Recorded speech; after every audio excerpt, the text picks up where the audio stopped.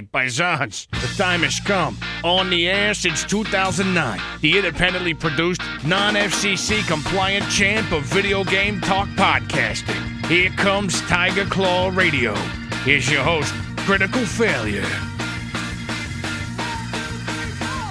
Welcome to Tiger Claw Radio, everybody. This is going to be a really good episode.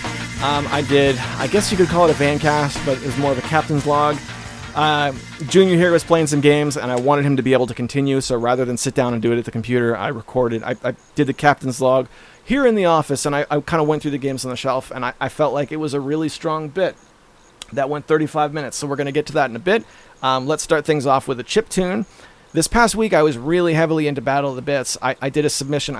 I'm not sure if we talked about this last week or not, but what was the name of the competition that I submitted in? Do you remember what it was called? It was like Corporate Music or something? No, it was Make It Stop. That was one. That's true. That was one. Make It Stop. And it was all like abstract noise core. I did submit to that one. But there was another one that they have over there that's still running. And at the time, as of yesterday, I had the most listened to song. I know that was something about original songs. Something about original songs or something. I can't really remember. I don't know. We're going to play some music. Okay, here's the song. This is Song. It was created by artists, and we'll clear those up later. You're listening to Tiger Claw Radio, I guess. Ah, yes, boys and girls. Okay, so here's one for you.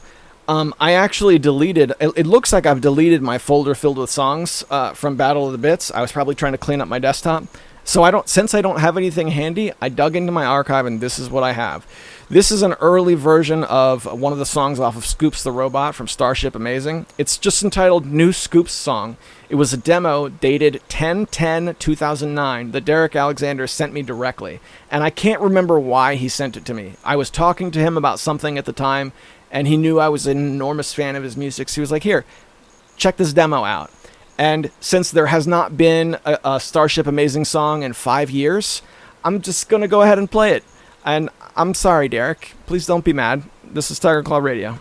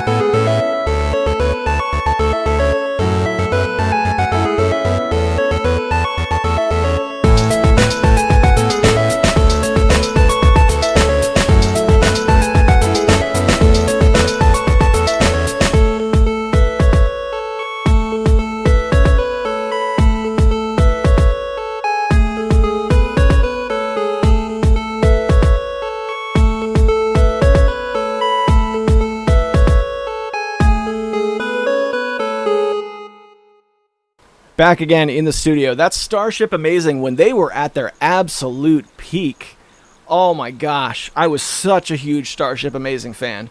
They That means that Starship. you're too far away. They can't hear you. You can talk, but you got to come sit up here if you want to do that. That means that Starship's pretty darn amazing. I wonder how fast it goes.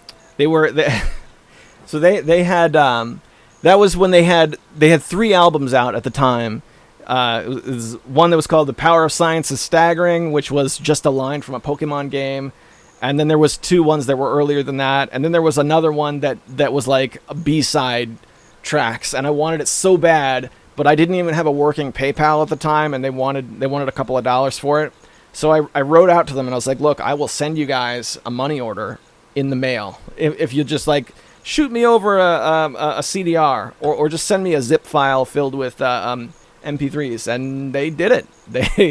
They sent me 3 CDRs of what was at the time their complete library, and that was it, man. I was in. Let's see. At the time, they were talking about their 2 upcoming albums, and they teased them for like 2 years or something. A crazy long amount of time. These 2 albums. It was a dual release, and that was one that he just sent me when I think the Scoops Gearhart releases were probably like 9 or 10 months out or something. This is dated 10/10/2009, so it's possible to look up the release date and do the math. But man, that was. Oh.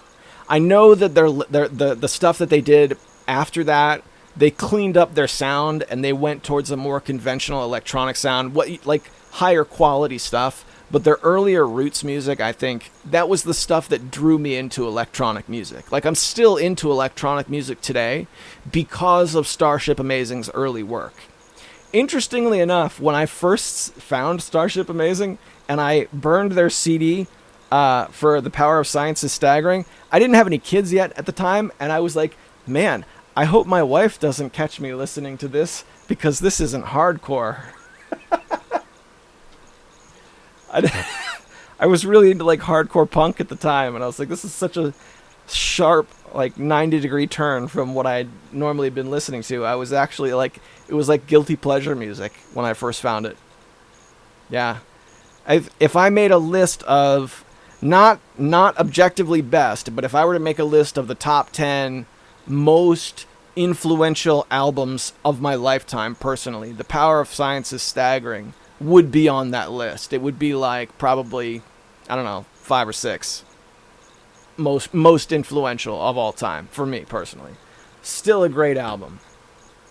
That's Starship. I can't say enough good things about Starship Amazing. Say whatever you want about the video game shows or Stop Skeletons from Fighting or like how he's changed over the years. God bless him. I hope he's doing well, because the work he did as one half of Starship Amazing with Calvin, who was also extremely talented. I still love those recordings. All right, but that's enough about that. We're going to talk about some video games. Let's do the Captain's Log, because it's long and we have to go there right away. All right, stick with us. You're listening to Tiger Claw Radio. Oh, yes. Actually, before we do that, let's talk about this. Hey, come up here, kiddo. So let me fill you in on what's happening here in the studio, since you can't see, because you don't have eyes, because yes, you're a machine. Yeah, I don't know. That one got weird. Sorry. So he said, my son here asked, is there anything I could do in your office while you're recording? Hey, man, there's a Game Boy on the shelf. And when I say Game Boy, I'm not talking about Game Boy Color. I'm not talking about Game Boy Advance. I got my Game Boy Advanced. I'm talking about the original gray brick DMG Game Boy that runs off of 4 AA batteries from 1989 that weighs like 8 pounds with all the attachments on it. That's what he's playing right now. No, with all the attachments on it. If you put a Game Genie on it, you know what a Game Genie is? It's a great big attachment here that makes it so you can cheat. And then to put a light on it so you can play in the dark is a huge thing here that has another 4 batteries to make it run. It's heavy enough that my hands used to get tired trying to play it. So how is it going? Can you see the screen? Yeah. What game did you pick out? I picked out Tetris. He's playing. You should be able to tell by the music, Dad. Yeah, I can, but I don't think the mic can pick it up. I can't quite tell. Yeah, had a shoebox full of games to let him go loose, and he went with Tetris. It's cool to see it still working. Are there any dead pixels on the screen? Not that I see. So the display looks all right? Still Yeah. working good after all these years? I only saw a dead crumb, and I don't know how it got there, but it doesn't really bother me. I think that just was like- Dalamar from Wasted Seconds, who used to write for Zofar.net, sent that to me. I don't even think he asked for any money. He just like put it in a box and sent it. I know, like, the only reason I'm able to use this perfectly fine and I'm not bothered at all by it is because of the fact that it actually had a contrast button to, like, You gotta change come the closer. contrast. We can't hear you. I want to hear what you're saying, but the mic's not picking you up. Like, there's a contrast button, and when I get it just right, I'm able to make it, like, pretty darn easy for me to see. Like, where I'm standing, there's not much other light, which is making this a little hard, but it's still not really that challenging for me to see this. So I do think this is actually The old really contrast wheel. I don't think that there was one on the Game Boy Color. Here, this is going to make it easier. I have a desk lamp here. I usually keep it off to try and keep the office from getting too hot. That should make it a little easier. All right, now we're going to the captain's log, because otherwise we really are going to run out of time. Bye. What's going on, boys and girls? We're doing a bit of a captain's log here, which is weird because I'm actually sitting at my computer, but I want to give Junior here a few more minutes to play Steam games. He's playing Super Chains right now. I think it's 2D Engine. Is that the name of the developer that makes this? Yes. I love the story of this game. I got a review copy of the original Chains from him way back when I was still on RetroAir TV. So this was like 10 years ago, or however long ago that came out. And then when Super Chains came out, he just left an unlock code publicly sitting on my profile in Steam. And I was lucky that I snapped it up before somebody saw it there and tried it. And there you go, Super Chains. It's still a household favorite, especially among my children. You still like the original Chains better, or like Super Chains? That's actually a really hard decision. What about perennial favorite? Like just right now, even we're not talking about all-time favorite. Right now, I like Super Chains better because currently we're still able to get somewhere. I remember for a while I was stuck on time dilatation, and when we actually entered this, we thought it was still the latest one we could completed. It seemed to look like we actually completed it, so I completed the next level, and now I'm working on one that's like poker, where you take the chains in. It's actually really cool. It's supposed to be like a poker hand. I like it that every level is different, but they do it by changing, like you always know what the rules are. You're always putting together a few of these bubbles, but he has found a way to make them unique anyway. I don't know, it's a really good game. What else have we been playing this week? Early this morning I fired up Pinball FX3, which I don't think I ever really sat down with that game. You play much pinball, kiddo? No, the only time I remember ever playing pinball is playing Pinball Construction Set. Pinball Construction Set. I gotta be honest, I kind of missed that. Back when we used to play Pinball Construction Set, the 1980s MS-DOS game, I spent like an hour one night figuring out how to make a custom HD icon, like a desktop icon in Windows.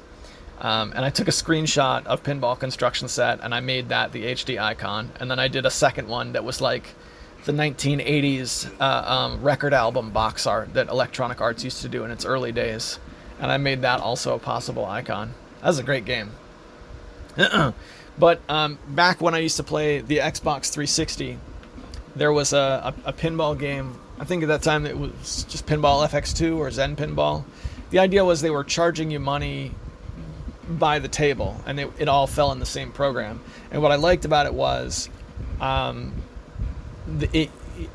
was able to challenge other people on my friends list. And then Pinball FX in Steam is the exact same game, has the same tables and whatnot. And then when they made Pinball FX3, they ported in my library. So this is me sitting down with this pinball game for the first time, but I had 42 tables out of the gate, which is pretty sweet. So I played. It's funny because every time I load this up, I sit down with the same pinball table, and it's the Rome table. That's my favorite, is Rome.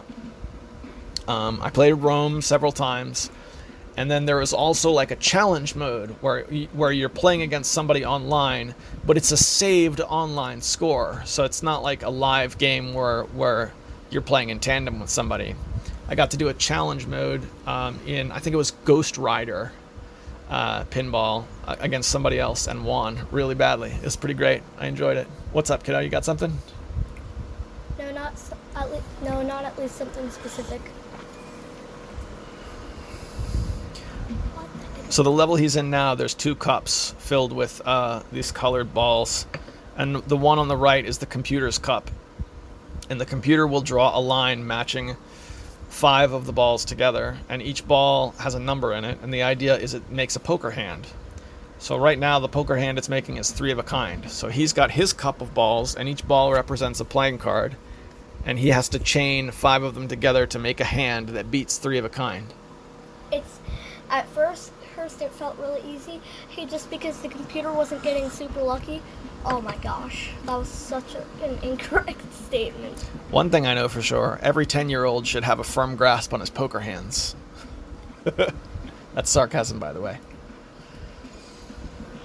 I think that's about the rundown of the games I've been up to lately. I played a couple of other things. I installed Out of the Park Baseball 20 and played it, and I loved it, and it was amazing. And I felt really bad because Out of the Park Developments gave me a review copy.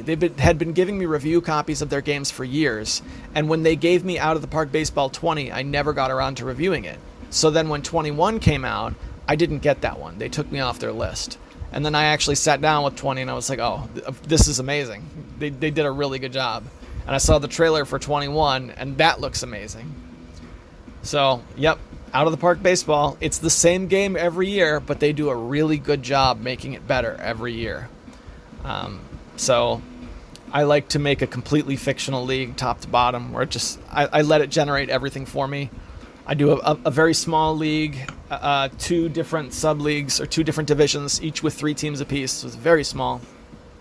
Everything's fictional, top to bottom. I don't want to rebuild my favorite team because my favorite team of all time was the 2006 Washington Nationals. It was the year they came over from Montreal before they were when they were the Montreal Expos.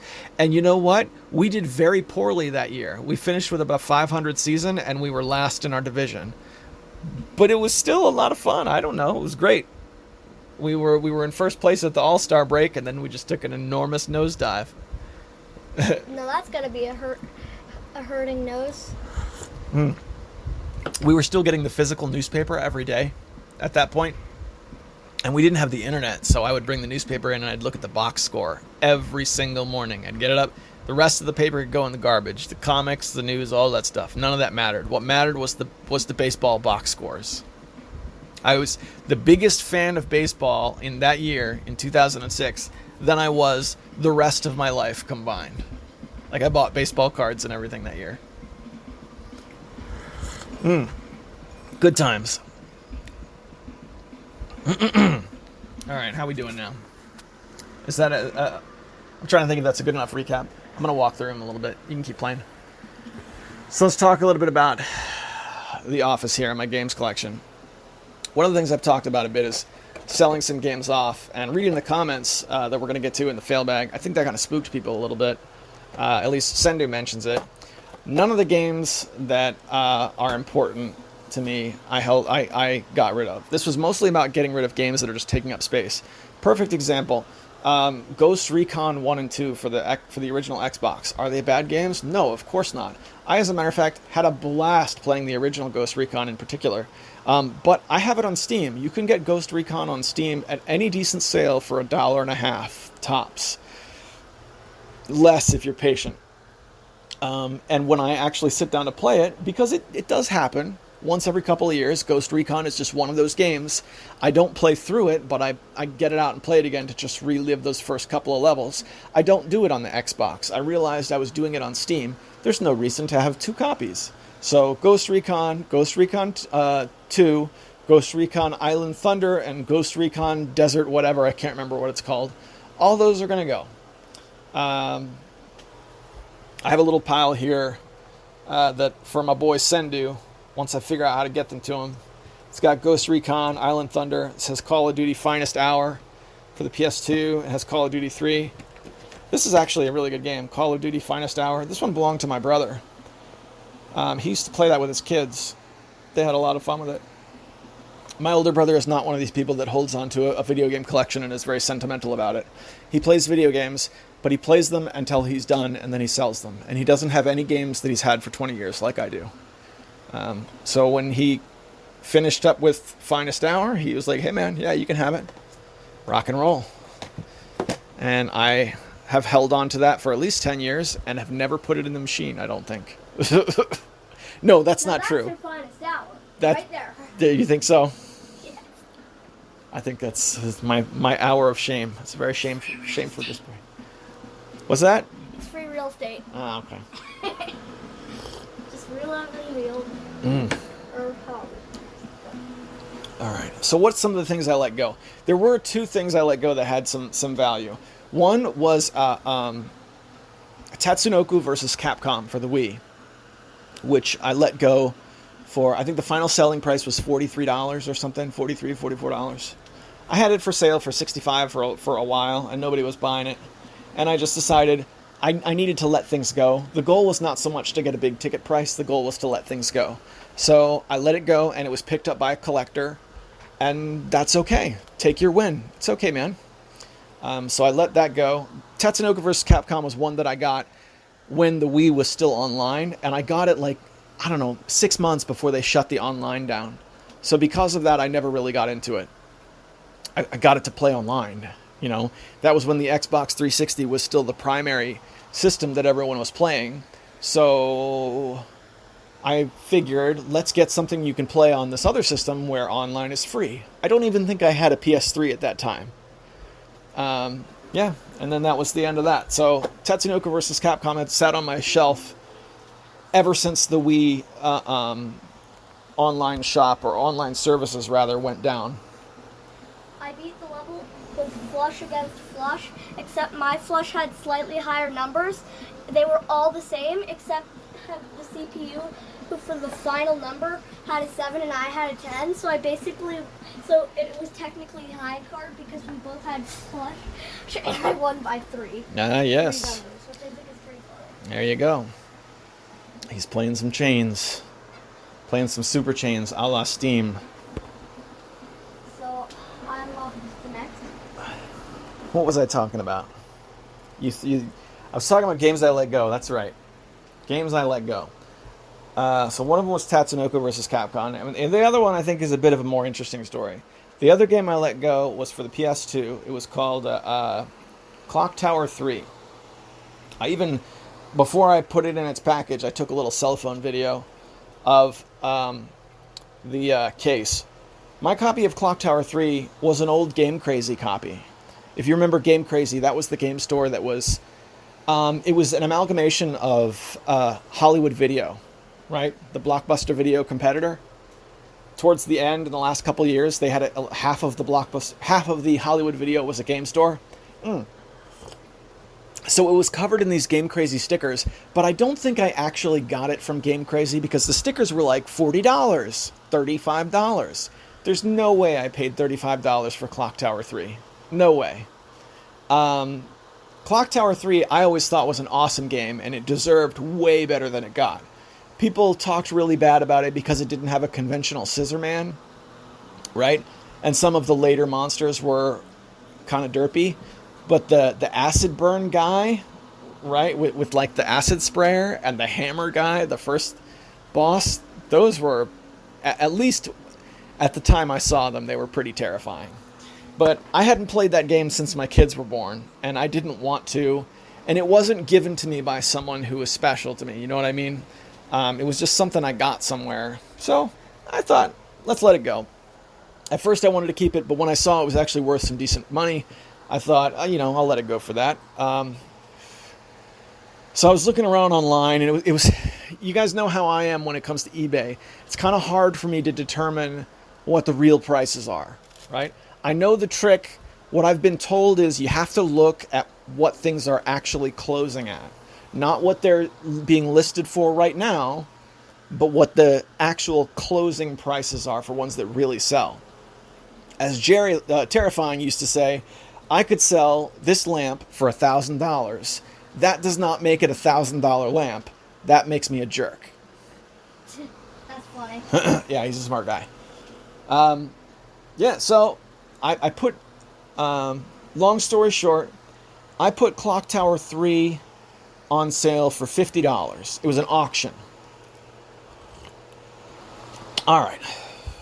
So, Clock Tower 3 went on auction. Somebody bid the $50. Wonderful. That means Clock Tower 3 is going to sell.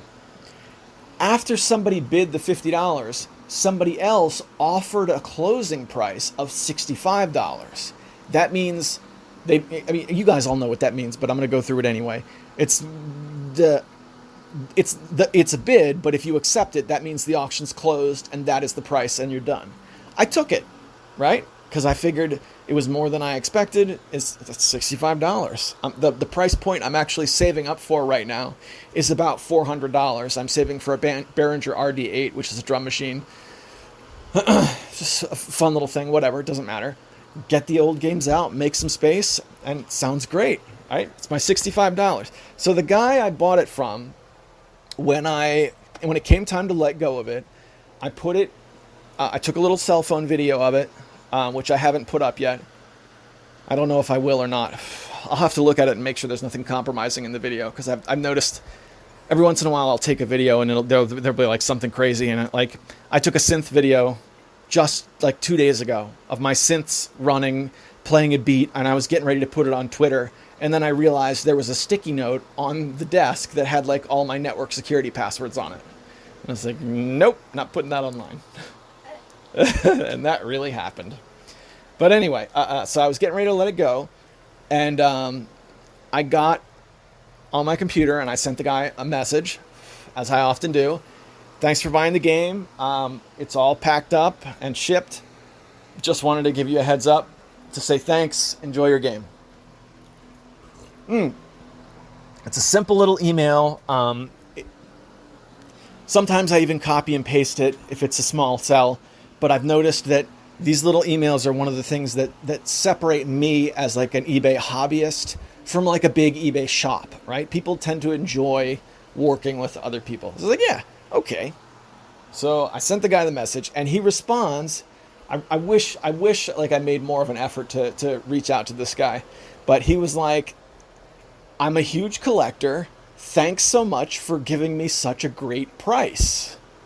It's like, oh dear, what does that mean? And when I first read that, I'm going to be honest, it shook me a little bit. I was like, what if I... Because I've had these kind of mistakes before. 6-7 years ago, when I was still in college, I was selling off one of my college textbooks. And I put a buy it now for like, I don't know, $13 or something. And it was bought within seconds because apparently there was a secondhand bookseller that had it on a list. If anybody puts this at below a price, automatically buy. And the reason they do that is because its value is so much higher, they were able to just buy it and flip it. I didn't know. What are you going to do? So that happened with this guy. But after taking a minute and reflecting on it, look at this situation I'm in. Here's a game that has literally been in my possession for, I believe, 20 years. I have to really do the math and figure out when this came out. This is 2020 now, so that would put me acquiring it around the year 2000. And that sounds about right. Probably, let's see. It's probably closer to 2002 when I got it. Almost 20 years. And I've only played it a couple of times. It's a great game.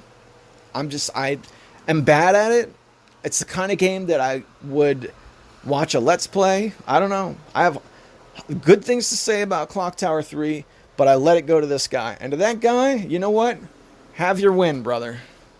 Enjoy your game. Thanks for actually paying the amount that we agreed upon. I hope it arrives at your place in good health. And, I don't know. Don't play in the dark. Or do, if that's your thing.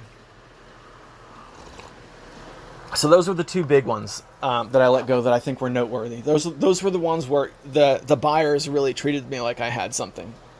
A couple other ones I let go were mostly reasons games where I had multiple copies. One of them I let go was Disgaea.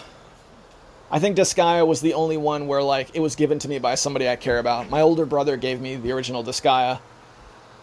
It wasn't for a birthday. It wasn't for Christmas. He was just, I love this game so much, I want you to have it. And the reason I was able to get rid of it was because I now have it on Steam. And he also has it on Steam and has put a ton of time into it. So I only ever play on Steam, and I know my kids are not interested in the Disgaea series, so I let the original Disgaea go.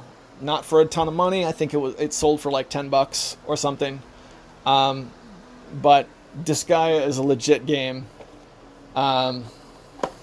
I have a hard time sticking with those tactical games long term.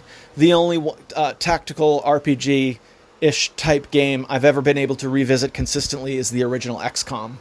With all its flaws, the JRPG element isn't really there. It's all that's replaced with like hardcore Western RPG grit. Just battles and tactics, no real characters. Amazing game, the original XCOM. The music for this is killer. You know that? You like that? I'm not sure if you can hear what he's saying over the phone, but he's praising the music from Super Chains. I wonder what this game goes for. It can't be a lot. I think I checked, and it was probably like $2 or $3. There's this one chain that kind of went flying, and it's really funny because it can't actually connect to something else. Yeah. So are you stopping time? How does this work? The way it works is it'll go through a bit of rotation so that you can get new, and you're just trying to make a circle to encircle these gray ones. Excuse me, sorry. That was really gross. I apologize. That's Cool, man. Cool, man. It's actually, I gotta say, it has been exciting, the prospect of opening up space to get new games. And by the way, I'd like to drive home the point that I still have a lot of really awesome stuff here to play. Like, selling off a bunch of games, because most of the stuff I've been selling has not been video games, but selling off a bunch of games, I still have, like, I'm standing in front of the shelf here, I still have a backlog. What's on this shelf here that I could play? La Pucelle Tactics, which my older brother gave me in 2007. He said it was a good game and it was rare at the time. Dragon Quest VIII. I played the first hour like 4 times. My favorite thing about Dragon Quest VIII is hearing the Dragon Quest Overture played by a real symphony for the first time. Amazing. That is the first most prevalent example of a soundtrack that is actually better than the game, even though the game is really good. That's on my backlog. Undertale? Oh. I haven't actually played the game because we don't have it, but I've heard the soundtrack multiple times before, and I've seen like Let's Plays, playthroughs, you know. The soundtrack is killer on that game too. Yeah, my kids listen to Undertale soundtrack. They've never played the game, but they listen to the soundtrack via the Amazon. What else is here in my backlog? This is kind of a funny one. Smugglers Run. I got Smugglers Run from the Retro Junk Box. I cannot wait to do another Retro Junk Box. This is Smugglers Run with... I can't tell if this is a homemade case, because a few of my games have homemade PS2 cases. This looks like one... It says Play and Trade. We don't have Play and Trade on the East Coast. That must be a southern thing. This has Texas on it. Play and, well, just have fun playing. Yeah. So Smugglers Run, which I was interested to play once I found out that was one of the scarce few launch titles on the PS2. Remember those 3 weeks in a row where we were just going on and on about the PS2's launch versus the Dreamcast's launch and all that stuff? I feel like I should have rounded that whole series out with a nice long session of Smugglers Run. But that's here ready to play. I have 007 Nightfire, which is funny. Let's turn back the clock like 2 or 3 years. I don't know exactly how long, but our good buddy Hemrock was in town. I got to meet up with Hemrock in person, and one of the things we did was go hunting for video games. We went down to the thrift store, and on that particular day, I just happened to hit really big, at least in the PS2 department. This is when I was first becoming aware of how readily available PS2 and Xbox games are. One of the games that I got that day was 007 Nightfire. I remember holding it up and I was like, hey, what do you think of this one? And he's like, I had that before. I never played it. So here it is. Now I have it too, and I've never played it. And I was like, there's no way I can let this go under the same circumstances. This has to go in the machine at least once. For our good buddy Hemrock, we need to make that happen.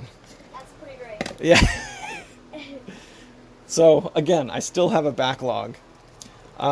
My father-in-law actually dug out his PS2, and he's playing it privately sometimes. He dug out his copies of, what is it now? Ace Combat, the Ace Combat series on the PS2. So as I was rounding up PS2 games, he was like, hey, I would bounce the list off him. Like, hey, this is what's getting ready to go. Do you see anything you like? And he looked at all the shooter games, not really being his thing, and passed on everything. But oh yeah, another one I let go. Armored Core 2 for the PS2. I let that one go. I enjoyed it, but that was one that I bought for like $5. I feel like I got my $5 worth, and then I sold it for $5. So I'm A-okay with letting go of Armored Core 2. It's a good game, but the stakes for death were too high. So the only real way for me to enjoy it would be to play it on an emulator and save scum. And it's like, why keep it around at that point? So I let it go. But there's a lot of other stuff here in my backlog, which I'm kind of excited to dig into now because I feel like there's room, not just on the shelf, but on the carpet and stuff too. Cleaning up the shelf meant cleaning up the carpet, and now the whole room looks a little better, and you guys know how cleaning works. But I also have a copy of the Sonic Mega Collection Plus for the PS2, and this is definitely a homemade case. I can see this has been printed off of a printer. And it's in the case for, this is another thing I did. Some of the games that I let go, if I was going to sell it, I would swap cases around to try and make the games I sold look good, you know? Excuse me. So another one of the games I let go was Xenosaga. Xenosaga Chapter 1, which I sold for like, I don't know, 12 or 13 bucks. I picked that up for $2.99 at a GameStop when GameStop was dumping its PS2 stuff. This is like when I was just starting college. There were a couple of really good games I got for very cheap. Another one was the original Metroid Prime for GameCube. I picked that up for $3.99. I'm going to hold on to that one.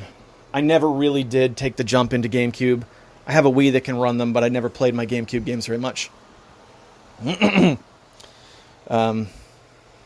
of Fighters Orichi Saga is a pretty decent Wii game that turned out to be worth a few bucks. Not a ton of money, but I got mine for $5 and it's worth like 15 or 20 now. So, yeah. So that's pretty cool. So now that I've cleaned up some space, the question I have now is, what do I have my sights set on? It's been really fun to be able to look at the games online and see them as a perspective. To be able to order a game and have it show up and not feel bad inside like I'm destroying myself. That's a good thing. I enjoy that very much. Hey, kiddo, what do you think about playing Jack X Combat Racing again this weekend?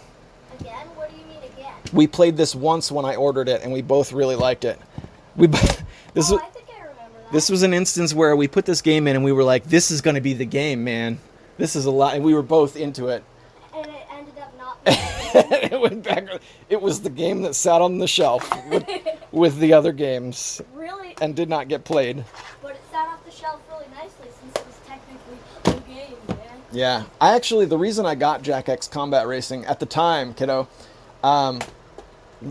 we were talking on the air about using a program to play it online somehow. See, the PS2 used to be able to, the big thing at the time was you could plug it into your phone and you could play online. Before, that was like something that everything did. Then we figured out it didn't work, or at least I couldn't make it work because it requires port forwarding, which is not super difficult, but I don't have router access. So, wah, wah. All of the games that I want to get, I think I don't think there's anything that I really want to own that is of real significant value, with the exception of like some shmups that are high dollar. And I've talked about this before. One of them was in the Deep. Is that what it's called? It's that like early SNK shmup where you play as a sub in the Hunt. Is that what it is? In the Hunt. Why Yeah. don't you play as a sub sandwich? Ah. I think I'd still play it if you played as a sub sandwich. You play as a submarine and you're like shooting other submarines. And the graphics are beautiful, but it's, my goodness. You got to understand it was an arcade game that was designed to eat your quarters. So it was overly difficult on purpose. So to sit down and play it at home, it's like playing Ikaruga. It's not designed for you to win. Do you know what I mean? Yes, I remember Ikaruga. Ikaruga is a good game. I'm very glad that I have it on Steam where it's only $10 and not on Dreamcast where it's however much the Dreamcast version goes for. I'm glad they were actually able to make Ikaruga like a really fun game though, because although it's really hard, at least we have it on Steam, not at the arcade. Meaning, if it eats our quarters, it's gonna spit them right back at us. Not in the face, because that would hurt. But you know, it's like, I'd like to keep my quarters, thank you. I got to play Ikaruga on a candy cab. Do you remember what a candy cab is? No. Do you remember when you and I were at MagFest and we played Mr. Driller? Do you remember Mr. Driller? Oh yeah, that was really fun actually. Do you remember the shape of the machine we played Mr. Driller on? We played Mr. Driller 2 on a candy cab. Candy cabs are the Japanese arcade games that are designed for you to sit in a chair. And the screens are a little bit more elongated. They're bigger. Wow, that was a huge chain I just got there. Yeah, it's good times. Yeah. Yeah, so shmups are really expensive. I don't know. I'd considered buying this game where you play as a submarine last year. Like 12 months ago when I was into collecting physical games again. This was a $100 game, kiddo. More than I think I've ever spent on a single game. At least like a physical game, not counting DLC. So are you basically saying that you've also seen some really expensive DLC? Yes. I went through a phase where I was playing a lot of Street Fighter V, and I bought a lot of DLC for it. So I played Street Fighter V over the course of 6 months, and I spent a ton of money on it total. You see what I'm saying? But it wasn't all in one shot. This would have been the most I'd ever spent on a game all in one shot.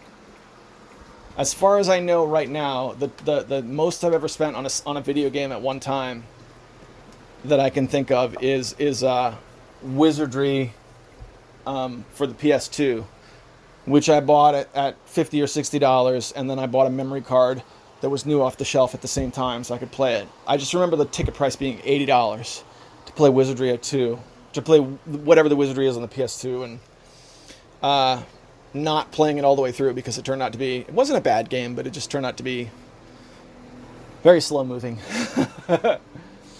Good times. I think that's the lay of the land. Lots of space, but still tons of games to play, which has been loads of fun. And I spent some time watching that PS1 channel that we talked about last week. A lot of good racing games over there. But I can't remember the name of the channel because I'm not actually looking at my computer at the moment.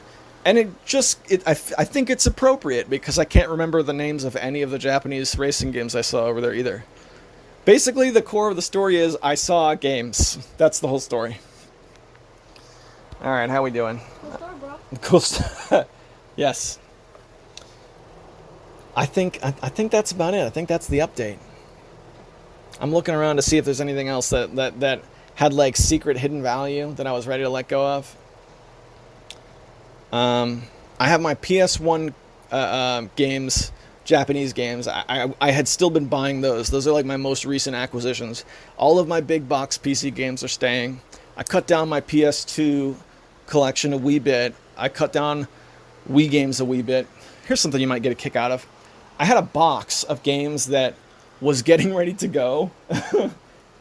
And I had looked them up, so there wasn't anything in it that was going to get me any money, like nothing that had any value.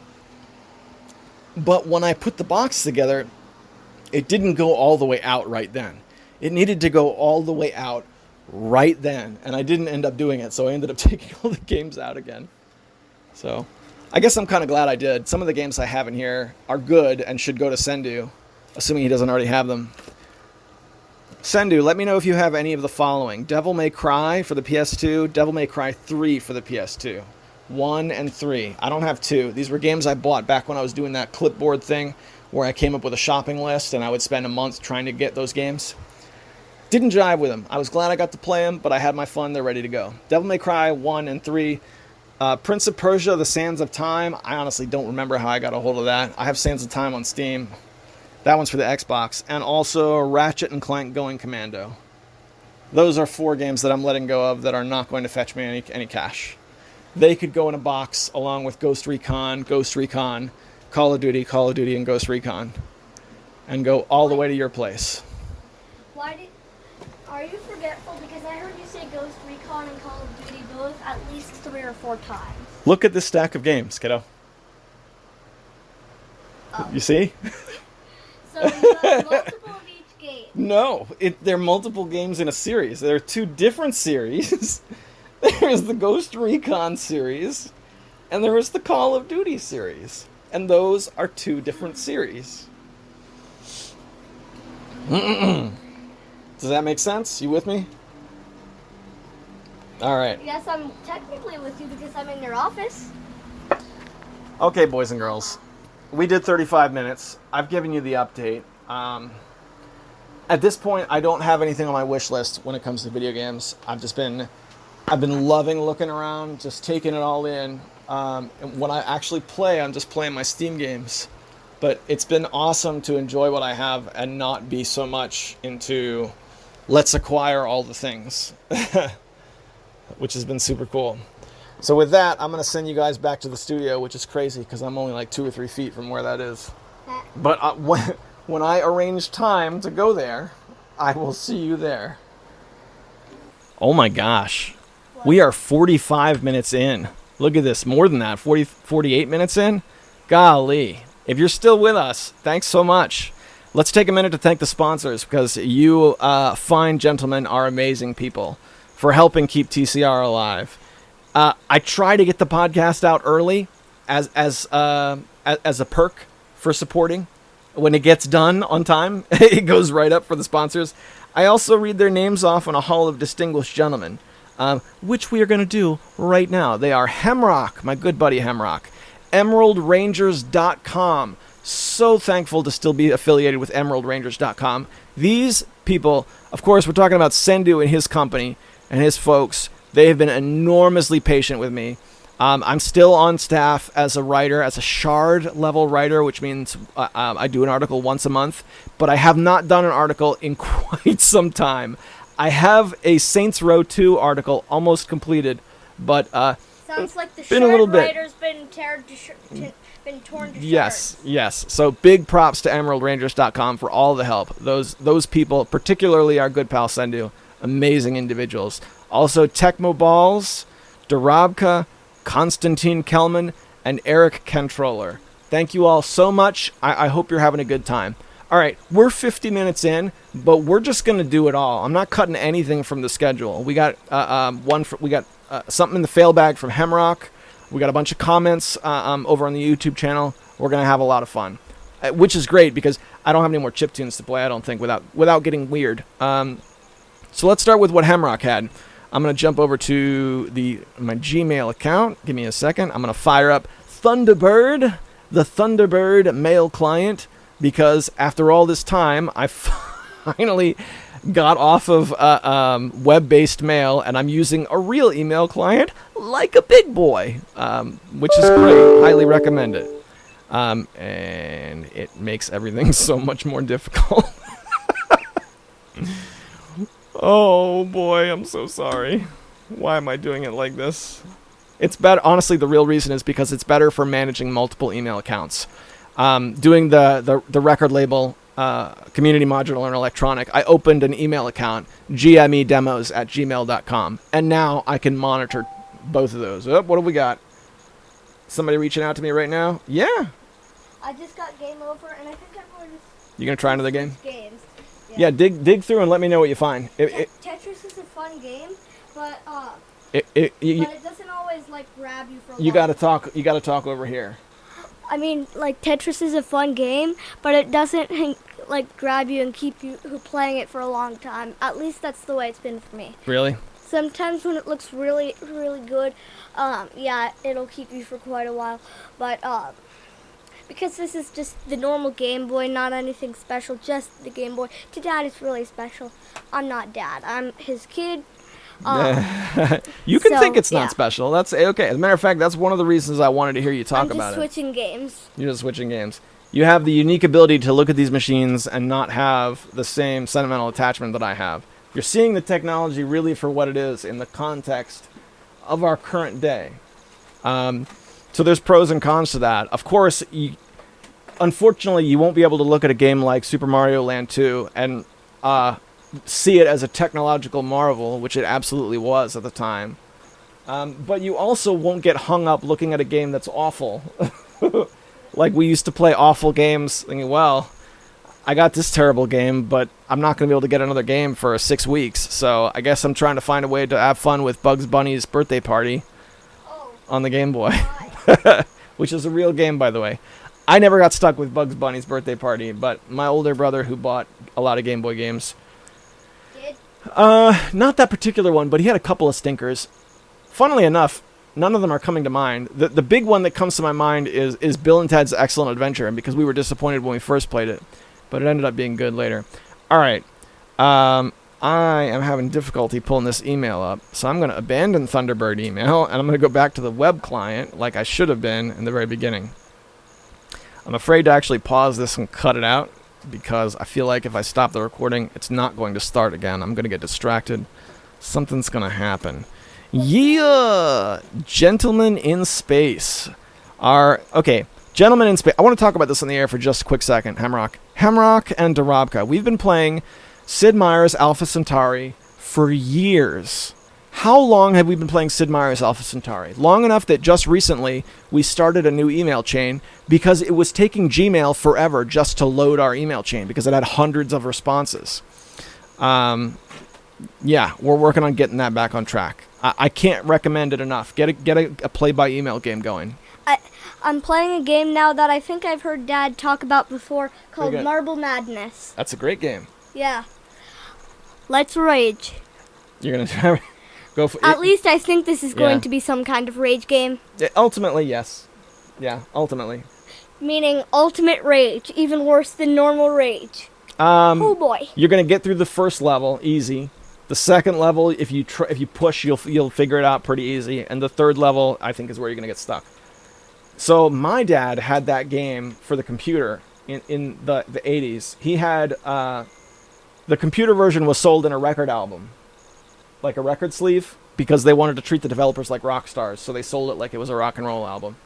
Beautiful looking game, but it didn't look very... But the actual game paled in comparison to the NES version and the Game Boy version you have there. So we'll get back to Hemrock here. We'll give him a second. We'll see what he thinks of Marble Madness. There we go. Hemrock. Sorry that took me so long. Hemrock writes in, "Hey CF, hope you and the family are doing well. I'm an episode behind, so this email will be in reference to episodes 347 and 348. You've been playing some pretty rocking chiptunes lately. Good stuff. I'm sad to see the digital decay of chiptunes equals win, but this makes me more appreciative of the fact that I bought one of their USBs during the... You bought one of their USBs during MagFest. You've got all that stuff that I can't get anymore. How can we make this happen? How can I pilfer... the chiptunes equals win music?" Let's get back to the email. I'm sad to see digital. It makes me all the more appreciative of the fact that I bought one of their USBs during MagFest. I still haven't listened to it at all. Also, rest in peace, Vintage Video Game Geek. He had one of the greatest video intros of any retro gaming YouTuber. Yeah, let's talk about chiptunes equals win for a second. I opted for a T-shirt. I'm actually wearing the T-shirt now. It's that same red... Chiptunes equals win shirt. Yep, Chiptunes equals win. I didn't get it at MagFest. They sold it there, and I wanted it, so I went home and ordered it off of their Bandcamp page. There's no way they can stay gone. There's no way that site can stay shut down. They must... I don't know. I thought the same thing when 8-Bit Collective went down. I was like, surely, this is such a huge cultural hub. they'll find a way to come back somehow. And then a year went by, and then 2 years went by, and then 10 years went by, and it ain't never coming back. So you never know. You never know.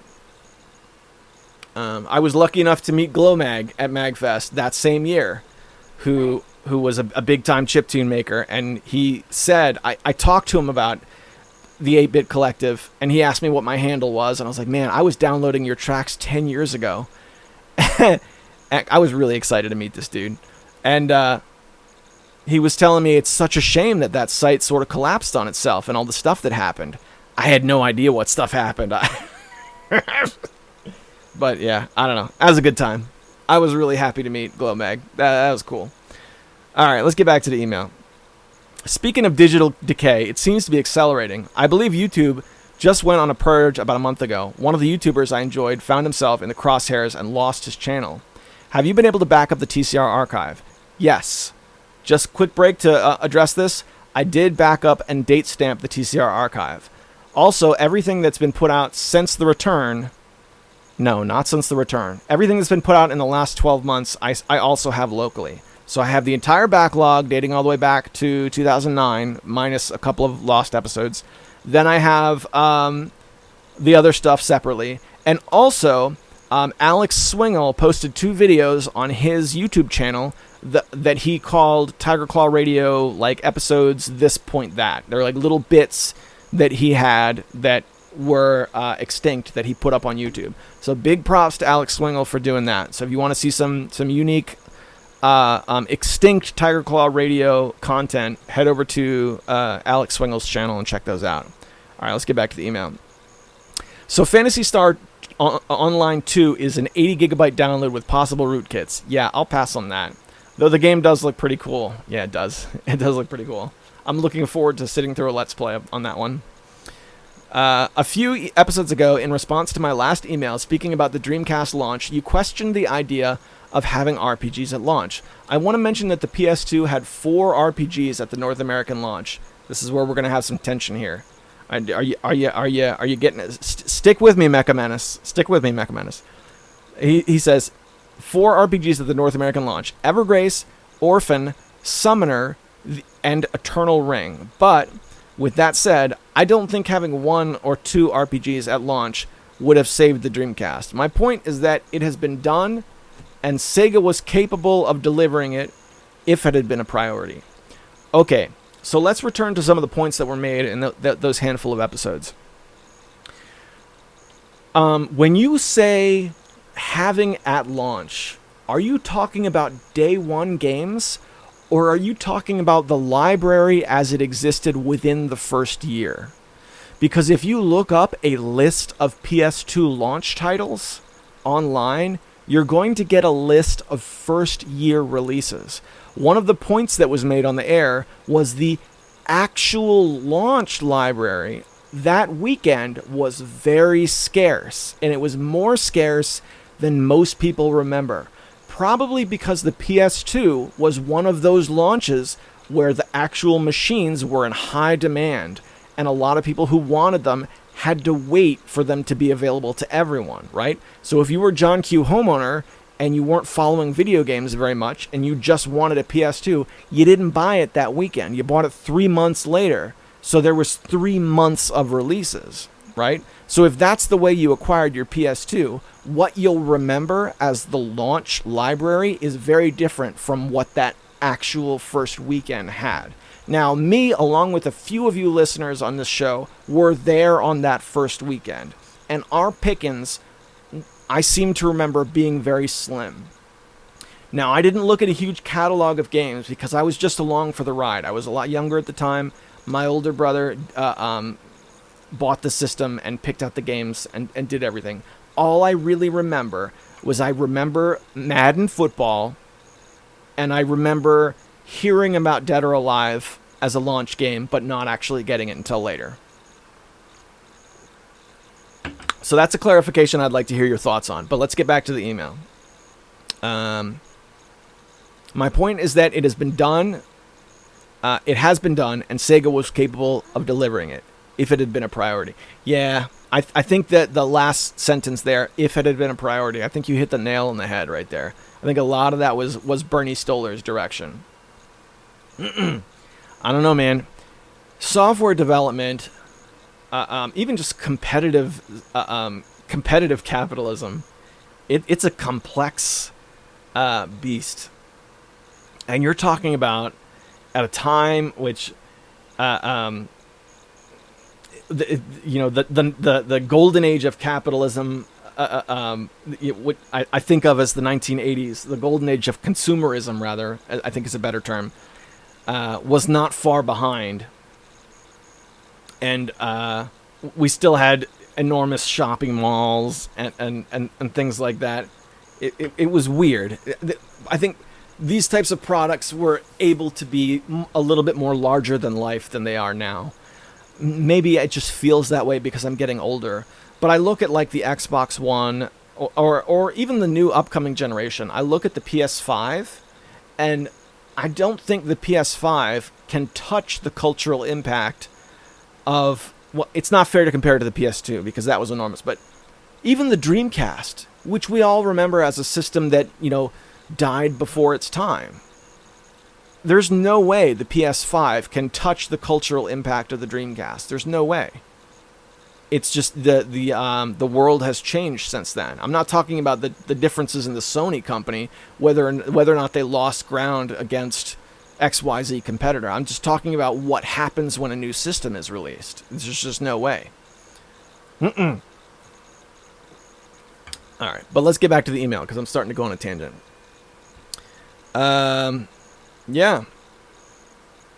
Yeah, okay. I had to get back to where I was. You briefly mentioned the retro junk box. I'm up for starting that again. I still have the original. I want to see if there's interest out there. With consent of CF, I'd like people to either post on the forums or on YouTube if they're interested, and let's see if we can get round 2 going. Have you been playing any more of your import PS1 games? Is the Suikoden video a lost cause? Best of luck with your CME project. I'm rooting for you, Hemrock. Hemrock, it's always so awesome to hear from you, brother. I'm wishing you all the best in the world. I hope you're doing well. Let's get to some of these things that you closed with your email with. First of all, you talked about the retro junk box. I mentioned that a bit in the captain's log. Yes, I'm all for the retro junk box. I'm at a point where it's like, if we can't get a retro junk box going, do you want to just like send each other a box of stuff? Because I would be down for that. I could just like get a box of stuff and send it to you, and you could do the same. I mean, it's kind of a weird idea, but in the music world, the cassette people do this all the time. Because we have mixtapes. We have mixtape exchanges, which is something I love doing. I'll go through your music collection and you put together something special and then you trade it. We could just do that with boxes of things. If we can't round up a group of people who could legitimately pass a box around, I mean, you could just come up with a box and I could just dump it out when it got to my house, fill it back up with other stuff, and then send it right back to you. So I'm of the mindset that you and I alone could do a retro junk box. And the question then becomes, who wants in? And if somebody wants in, like our good buddy Sendu or something like that, if anybody wants in, let us know before the door closes. That's my preposition. Especially since we can't do the our convention, Tiger Fest. Is that what we're calling it? Tiger Fest? Especially since we can't do that for another year or two, or however long it's going to be before, it's safe to emerge from our cocoons again. I think that would be a fun idea. What do you think, kiddo? Yeah. He's game. Could you help me come up with games that could go in a box like that? No. Oh, this is going to be great. Actually, let's explore this for a minute. When you come to a stopping point, I want to come talk to you about this. We're going to come back to that, but I want to let him finish his Marble Madness game. Have I been playing any more of my PS1 import games? I revisited Ridge Racer a couple of times, and I just... having the original Ridge Racer on PS1, never mind the fact that it's the Japanese game, because for all intents and purposes, everything's in English in that game. That has really made me feel good to the point of actually maybe considering tracking down another Ridge Racer game. I don't think I've ever played. There's a couple on the PS1, and I only ever played Rage Racer, which I think is like number 3 or 4. What are you saying? How'd you make out? Did you beat the 3rd level? No, I beat level 2. He beat level 2. Oh, this. Now he's in for it. It only gets worse. It keeps going until it's unplayable, by the way. All right. Not like it's not already unplayable. He says not like it's already unplayable. It's not already unplayable. Try playing it on MS-DOS. At least you have a keypad there with arrows. If you played it on MS-DOS, you had to use like M and K and J or something really ridiculous. It's a good game. I'm not knocking it, but it was the getting over it with Bennett Foddy of the 1980s in a big way. I don't know. What do you guys think? You think that's fair? Am I being too harsh on Marble Madness? This is a game I like, by the way. I really like Marble Madness. I've liked that game for years. Yeah, that's what I think about the junk box. The big one of my PS1 games was Ridge Racer. A lot of the other stuff is just try it once and then move on. But Ridge Racer is the game that I'm returning to. I also kind of want to play the FIFA game again. But that's one of those things where it's like something I want to do, whereas Ridge Racer is the game I'm actually playing. Suikoden Video is not a lost cause, and I'm glad you keep asking me about this, because I want to do some more work on that, especially since I did that little PS1 video going through the imports, and that felt good to make video game content again. I think it'd be good to do that. I feel like with a little push, I could get through level 3. Oh, yeah? Although, even level 2 was a big push. Okay, this is what I want to do, since you're taking a break. Are you up to date on what the Retro Junk Box is? Not completely. It's a box of games. You take a game out, you can keep it, but you put another game in. So the question is, this stack of games, I want to know what in here you would put in the junk box and what you would keep. I'm holding it. This is a little stack of PS2 games that's been sitting next to my desk for several months. I'm going to say them out loud so you can follow along. Gran Turismo 2. Junk or keep? There's no right or wrong answer. I just want to know what you think. I'm just going to look through all these. Gran Turismo 2, he pushed aside. We've got Pong. Pong? Yeah. We've got 2 Extreme. I put everything in except Pong because Pong is the only one I'm familiar with. Cool Borders 3. Although that I think I'm familiar with. Twisted Metal 2.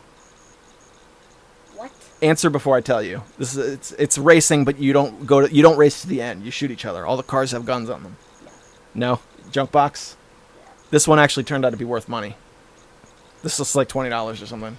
Okay, junk box or keep, but sell. So I would give it to Hemrock if you wanted it. Oh yeah. Army Men 3D. Really? I remember it being good. I like the original Army. What's interesting about this is I have Army Men on the computer, but that's not this game. This is 3D. Black Dawn. He's falling asleep. Worms World Party. Disc only. I was fake falling asleep, but it was just to show that Vigilante 8. I'm kind of bored because I like. You can't even talk about these games for a minute and a half, let alone like sit down and play a game. Tiny Tank? What? Tiny Tank. Look, you play as Tank, and he has a bad attitude, and he says things that would probably get you in trouble. Siphon Filter 2. It's just Rudy Tooty point and shooty, but it was a big deal at the time. Go play your Game Boy. Get out of here. All right. So Junior is okay with me putting every video game that I own in this box. I love Super Chains. That's a Steam game. Good point. I can't put that in a box. Every game on that shelf. Can you think of a game apart from New Super Mario Bros. Wii on that shelf, and apart from Super Smash, apart from something that has Mario in it, point to a game on that shelf you do not want me to get rid of?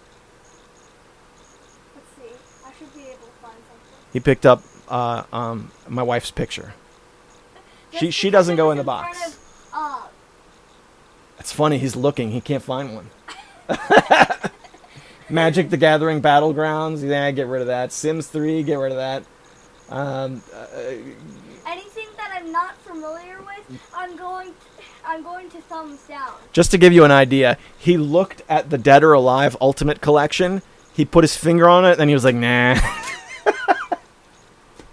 That is Tony Bennett's Have I Told You Lately. That's not just Tony Bennett, but that's Tony Bennett like as an old man. That's music. That's not a game. It's not bad, but it's crooner music. I think that would make a fun meme game. Funny meme? Yeah. I like Tony Bennett. I wouldn't make fun of him. He can't find one. Tekken 5? No. Zone of the Enders? Ninja Gaiden on the Xbox?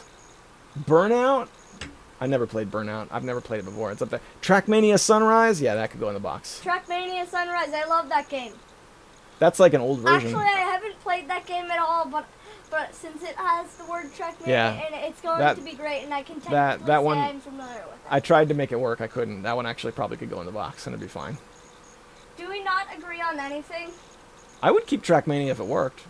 I would even keep a bad Trackmania if it worked, because that's an awesome game. Cars? I have to keep this one because your sister likes it. Disney Pixar's Cars for the original Xbox. Xbox. Just because my sister likes it. It's you know what's funny about Cars is it's actually a solid racing game. It just has the Cars characters, but it's not bad. Especially having recently had fun with Ridge Racer, and it drives home the fact that the car physics of Ridge Racer are not great, apart from being an enjoyable game for other reasons, just because the environments are cool, the music's cool. Car physics are not great. Yeah, so that was a mighty big tangent. Sweet in video. Yes, I want to do that. We're going to make it happen somehow. And thanks for your well wishes. Hope you're doing good, man. That was quite an email. What's up? So, I'm pretty sure on one of the Game Boys there's, like, Dr. Mario, but I don't think it's for, like, the original Game Boy. Do you know where that is? Up there. On that shelf in the corner. Put your hand on the shelf for me. Yeah, there's a bunch of Game Boy games up there. You can pull all that stuff down. There's a bunch up there. Those were the ones that I was considering playing at the time, so those are probably going to be where the good ones are. Like, that's Game & Watch Gallery. I'm just looking for... Dr. Mario should be up there. That's Bust a Move. Bust a Move? Really? Yeah. This looks more like one of those games where you shoot bubbles or something. That's the one. You shoot bubbles up to the top of the vial, and then they break. You've played it called something else on the tablet, but that's what it is. Do you have to go to the bathroom? Yes. Yes, just go. Just put him there and go. Second, please. All right. He's going. That'll give me the chance to finish up with a fail bag.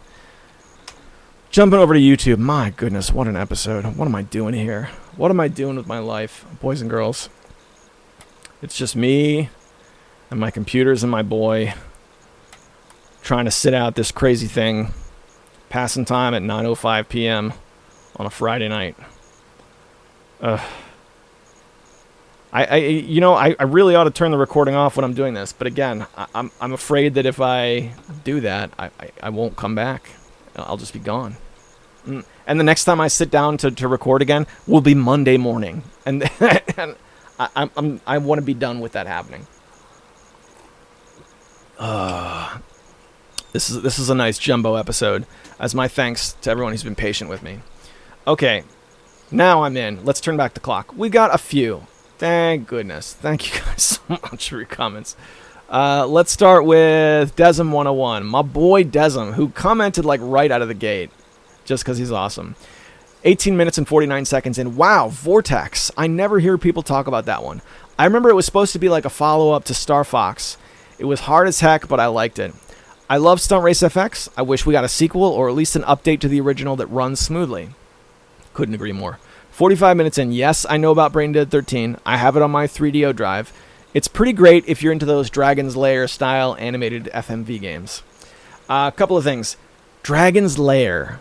That's what it was called, and I couldn't remember. After we did that episode last week, I watched a video of Brain Dead 13 deaths. It was 10 minutes. It was the guy from Brain Dead 13 getting killed 100 times, and it was the Saturn version. And I think that was enough. I think that was enough of a revisit to Brain Dead 13. I loved it. I had a good time. But it reminded me that if you think back to the days when it came out, that game actually kind of gave me chills. Like, it creeped me out a little bit. If this is Dr. Mario and I play at a hard skill level, what do you think is going to happen? Here's what's going to happen. Whoever Dr. Mario is trying to help with the virus and stuff, is probably going to die. Oh, excuse me. So also mentioned Vortex. I wanted to make a quick correction about last week when we talked about the FX microchip games. Doom on the Super Nintendo was a Super FX microchip game.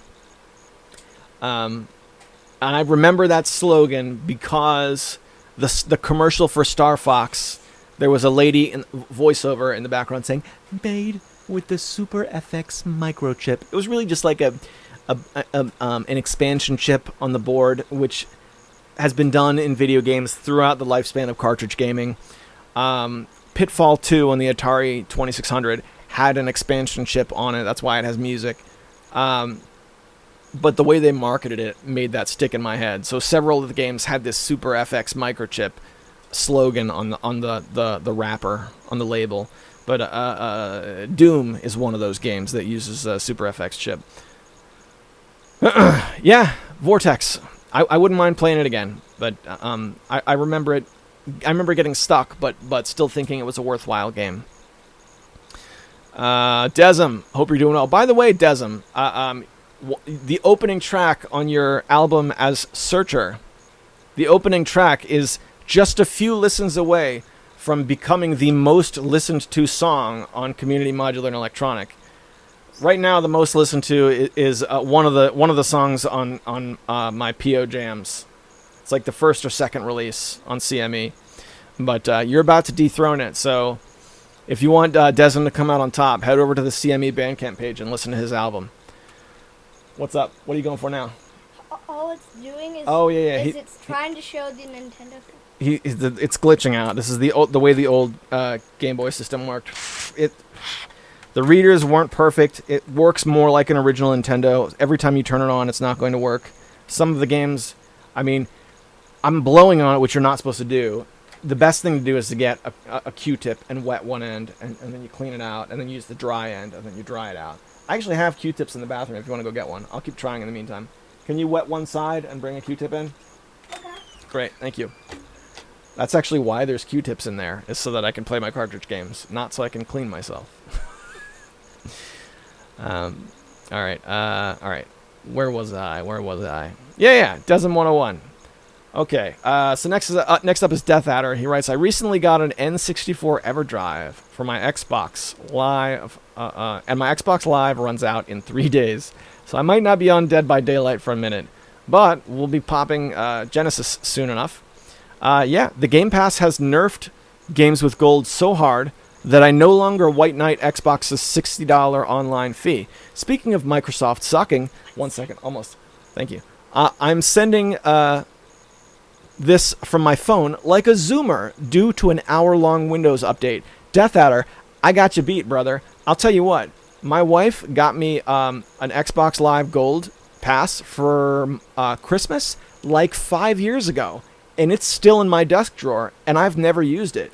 If you would like Xbox Live Gold for a year at a highly discounted price, I would sell that to you for a mere $20. What do you think? Think it over. Let me know. I should give it to you for free. I really should. Hang on a second. I'm cleaning out Dr. Mario for the original Game Boy.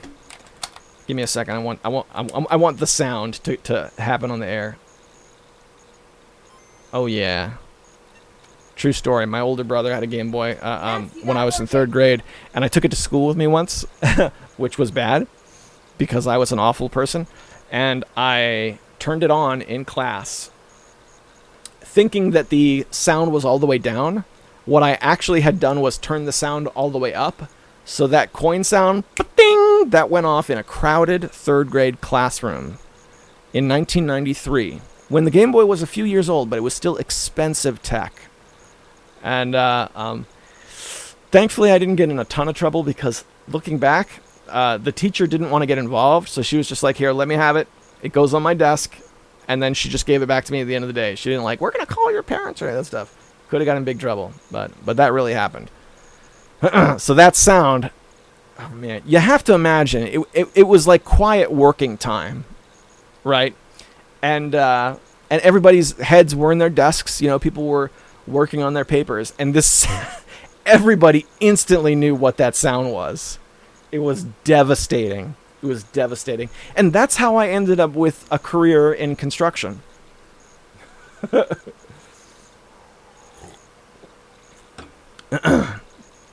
So, quick talk about Death Adder's N64 EverDrive. Let's talk about games that are worth putting on an EverDrive. I would say Perfect Dark is one. Perfect Dark is one of the few Nintendo 64 games I consistently think about because I enjoyed playing the bots match, but I never bought the RAM chip expansion for the Nintendo 64, so I couldn't play the main story. So when I come over to your place, have Perfect Dark installed, for one thing. Pokemon Puzzle League is a perennial, timeless classic in my home. That's Nintendo 64. If you got it, especially since Pokemon Puzzle League and Tetris Attack, they're one of a select few games you must play on the actual hardware because it has to be frame perfect.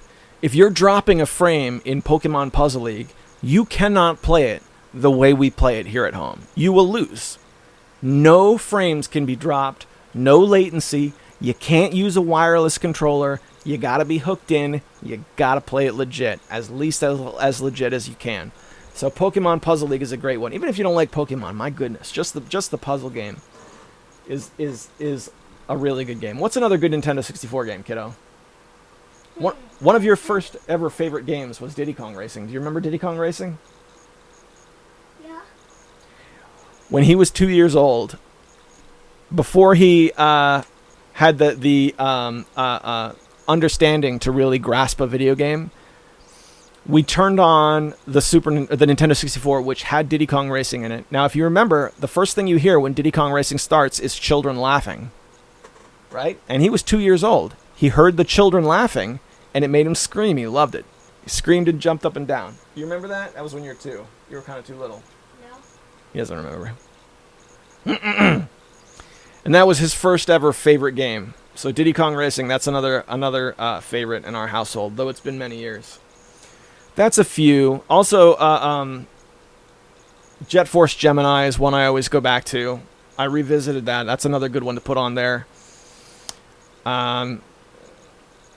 Yeah, let me know what you end up settling with, what you end up actually sitting down with on an EverDrive. Flashcards are funny because when you talk about what goes on a flashcard, it's like, oh man, all the games that are worth playing, right? No. What I actually think goes on a flashcard, the games that are not worth playing, but you kind of want to play them, but they're not worth buying. That's what goes on a flashcard. I got a flashcard for Game Boy back when the 8BC was still around. So we're talking 10 years ago. USB uses a very old version of USB, but it does work. And I got it so that I could play LSDJ to make, a homebrew game to make music. But I put a couple of games on it because, whatever, I'm not going to lie. What games did I actually end up playing? I played Chess Master. I played a lot of Chess Master. I played a solitaire game for the Game Boy. I played played a good bit of Tetris. A lot of dad games. And I ended up getting all of those. Caesar's Palace was another one I played quite a lot of. The Game Boy version of Caesar's Palace is top notch. That's what I think. Another, if you're gonna load up a flash card, well, what are the kind of weird but not great games that are worth playing on the Nintendo 64? I'll tell you one. NG Varatsu, a good friend of mine, back when the N64 was new, he had a game called Blast Corps. Blast Corps, but it was spelled like Marine Corps, like with a P, Blast Corp. So I don't remember anything about the game, but I remember him talking about it and it being one of his games. I would love to play Blast Corps. And he was also a longtime fan of, come on, NG, what's that game? You know the one I'm talking about. Shake, Shake, Shake, Shake. What's that game called? I want to say Popful Mail, but that's not it. That's a Sega CD game. What's the Shake, Shake game? Oh, I said your real name again. Gosh, give me a second here. Mischief Makers. That was the name of the game. NG lived and died by Mischief Makers when it came out. That was a game that he felt was really worth your time, and I never got around to playing Mischief Makers. I looked for it back in those. I call it the clipboard era, I guess. When I was like, this is my list of games, and I'm buying physical games again. Mischief Makers was one I tracked down. I tried to get it, but it wasn't even painfully expensive. I think at the time it was only like $20. I want to see what it costs now. eBay. This is CF looking stuff up on eBay, which is a reoccurring segment here on TCR. Mischief. Oh my goodness, I can't spell. Mischief Makers. Side-scrolling adventure. Okay, it's gone up. Nah, not too bad. You're looking at $35 buy it now. $30 if you're patient. That's a $10 hike inside of a couple of years. That's not too bad. Mischief Makers is another good one. Death Adder. Take care of yourself, brother. Hope you're doing well. Mecha Menace. 26 minutes and 48 seconds in. I'm trying to figure out whether you set the pitch way low or you were in the middle of yawning since it was early in the morning. That happened by mistake. The pitch went low, and I don't know what did it, but I ran out of time, so I couldn't fix it. 28 minutes in. Took you a minute to set the pitch back to normal. Yeah, I didn't do it on purpose. To this day, I have no idea what happened. 33 minutes in. What's going on? Aren't you a professional podcaster? I have to hear what you're talking about now because I don't know. Let's go back and listen. Give it a second to load. I gotta turn this way down so that it just doesn't sound awful. It's stuck loading now, thankfully. Yeah, that's when the pitch dropped. What on earth happened? My goodness. That can never happen again. Yeah. So let's see. That GTA Kai game reminds me of Neo Geo Racers, like Neo Geo Drift Out. Especially with the kickback from the exhaust and the zooming in and out of the playfield. Yeah, it's a cool game. Cool looking game. Mecha Menace, thanks for checking in, brother. Hope you're doing well. Stay safe out there. Chris Yearney left a comment on my strange handheld pocket player video from so many years ago. He says, I used to play that game all the time. Just took mine out and realized it died. Like it's dead forever. I'm going to give that guy a thumbs up. And we're going to reply, and I'm going to say, RIP game. Thanks for watching, Chris Kearney. That's weird that video still gets watched now. Light Studios says, you scared me for a moment there when you said you were clearing space and mentioned the Master System, like you were going to say you gave it up. P.S. Now that I know you have space, would you like a spare Xbox One that I have? First of all, absolutely yes. Yes, please. Thank you so much. Not getting rid of the Sega Master System. That one stays with me. It's acquiring the Sega Master System sparked a new era in gaming for me, and it was the first time in a long time I really got to experience having a new system and exploring something new. It is, for me, this is kind of a warped perspective, but it's, as far as I'm concerned, it's the definitive way to play, to play Altered Beast. I don't know why I tracked down Altered Beast on the Sega Master System before I ever really played it on the Genesis, but that's how that game ended up resonating with me as one of the definitive experiences of exploring the Master System. I also got to experience Double Dragon on that system. Double Dragon isn't great on the Master System. It works. It functions. But it's not great. It's better on the NES. Yeah, Master System stays with me, brother. But yeah, I responded to him. That SMS ain't going nowhere. Also, for real on that Xbone. Yeah, I got one from a coworker pretty cheap. It's got a lot of scratches, but it works just fine. Let's give him a... Heck yeah. Thanks so much, man. Yeah, I after you left that comment, I went looking for games for the Xbox One. I don't know what I would get, but I have come across games that I would have gotten. Like, I think, we mentioned Forza or something for the Xbox One is one I'd play. Yeah, I don't know. I know there's games that have come out for it that I wanted to play. But that would be amazing. I haven't got anything from that generation. I didn't get a PS4. My father-in-law got one though. Oh yeah, he dug it, man. All right. Was that it? Was that the end of the comments? No. Hemrock. Sweet shirt, mate. Talking about the CME video. Great vid on the Japanese import games. Thanks, man. Awesome to know you're still hanging around. This was a treat. This made me feel real good inside. This is on the PS1 Japanese import video. Saga, good old Enji Baratsu himself, came out of the woodwork. He says OBI strips, that's the name of those things included with Japanese jewel cases. Nice budding collection, by the way. Japanese PS1 collecting is fun. Enji, man, so awesome to hear from you, brother. I hope your life is going well. I feel like I gotta make more import content just to get you to keep coming out of the woodwork to correct me. Hope you're doing well, seriously. Good to hear from you, man. Tanisha Devru posted something on my PS2 collection video. Now, bear in mind, my PS2 collection video is an old one. This is a very old video. Give me a second while I load it up here. I want to see when this was actually produced, but it's kind of hard to navigate the YouTube area. What is the original release date? I guess I can't see it from here. I have to actually go into the video and find out. I know this was old enough that it was subject to the 10-minute limit. Yeah, here we go. This came out on November 29th, 2009. So this is old.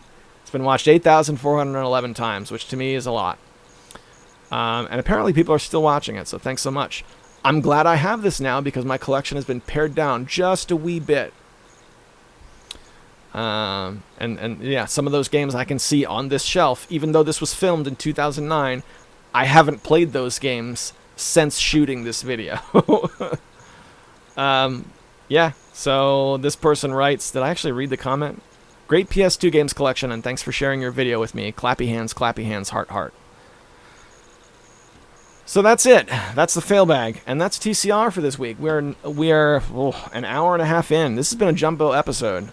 I had a lot of fun, and I didn't do it. I feel like we didn't do a ton of music, but that track from the glory days of Starship Amazing when they were at their absolute finest, that is an era that really resonated with me. That changed me a lot.